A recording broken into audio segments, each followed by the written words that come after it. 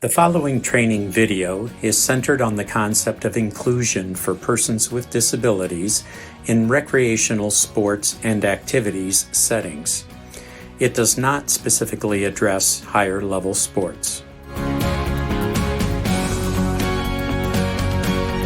I think you have to be willing to think outside the box. You have to be willing to, like they did at the sporting events, think how we can adapt and make a few minor changes so that this is the same experience for Bo as it is for the other kids next to him. If you see something or a need that's not being met,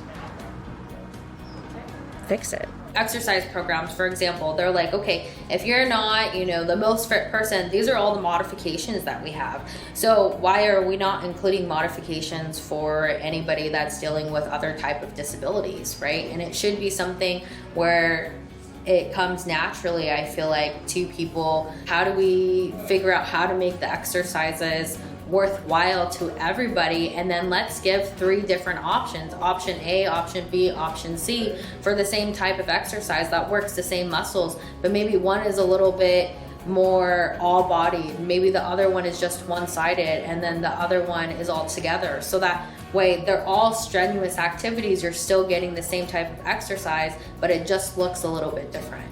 Well, Simon actually made his first friends on the swim team. He finds it very hard to talk to people, and he doesn't do a very good job of understanding why they don't all think like him, because he is on the autism spectrum, and so it's really difficult for him, those social skills. He's getting so much better, but he actually made friends on the swim team, and that was a big deal for him.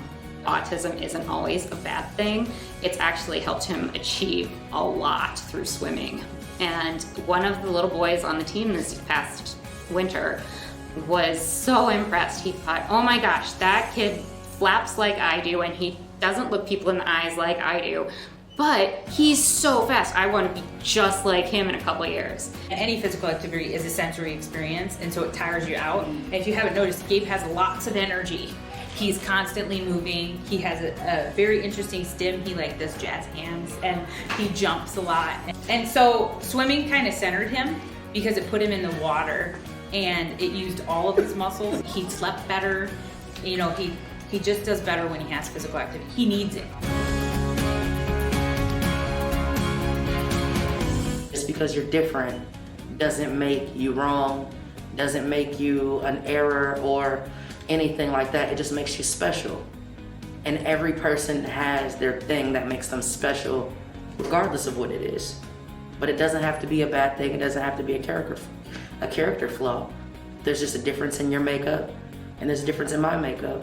But I don't think people should feel discouraged by their differences, because your differences are what make you a gift. There's a church in town that brags that they're inclusive, and what they've done is created a segregated service where the lights are turned down and it's good for sensory, but only really people with disabilities are invited to it. To me, that is the opposite of inclusion. Inclusion should be where everybody are together. We've made accommodations. Maybe we lower the light to help some kids with sensory, but maybe that helps everybody have a better experience, right? It's not separate. It's definitely people together, accommodated proactively in a way that's respectful, and it's a way that that's the way we should live life.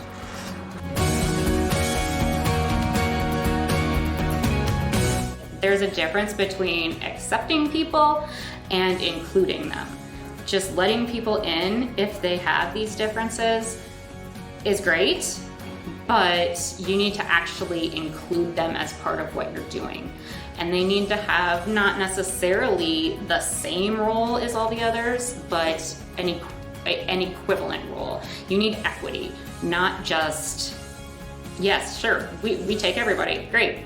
You need to actually meet every kid where they are. And sometimes that takes a little bit of time and a little bit of extra effort, but it's so worth it because it helps the kids who are learning new skills or just meeting new people. And it helps you as an adult just be a better person. Activity, engagement is good for everyone. So if we look around our spaces, and we don't see people with different abilities represented in our spaces and our organizations and our activities, there's a problem, because they are here in our communities, and that must mean that we aren't being accessible and we're not reaching them. So I would challenge people to look who's participating, who are we missing, and see if you can reach out and get people involved, because everyone just gets one life, and it should be the most engaged and exciting and connected life possible.